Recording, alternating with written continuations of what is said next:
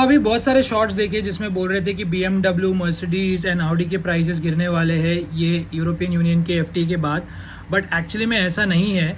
The reason being, जो ये companies है उनकी जो कार्स इंडिया में मैन्युफैक्चर होती है वो असेंबली होती है। जो इनके पार्ट्स है वो बाहर से आते हैं और इंडिया में असेंबली होती है।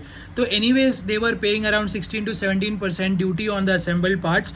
तो इनकी प्राइजेस कोई ज़्यादा कम नहीं होने वाली। जो एक्चुअल इंपोर्ट ड्यूटी कम हुई है, जो कस्टम्स ड्यूटी कम हुई है, जो 110% से 10% में लाने की बात करी है, वो कम्प्लीटली बिल्ड यूनिट के लिए। मतलब अगर आप डायरेक्टली कोई कार इंपोर्ट कर रहे हो तो उसकी कस्टम ड्यूटी कम की गई है और उसके प्राइजेस कम होने वाले हैं। तो एक्चुअली में ये जो 3 टाइप ऑफ कार्स है, ऑडी, BMW और मर्सिडीज, इनकी 90% जो कार्स इंडिया में बिकती है वो असेंबल्ड होती है। तो इनके प्राइजेस शायद ज़्यादा कम नहीं होंगे।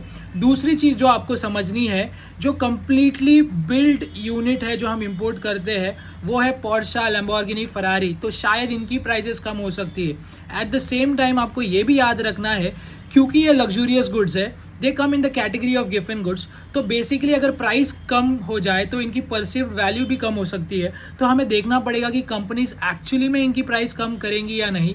ऑन टॉप ऑफ दैट, रूपी एवरी ईयर इज डेप्रिसिएटिंग। सो 10 से 20% के बीच में रूपी डेप्रिसिएट हो ही जा रहा है।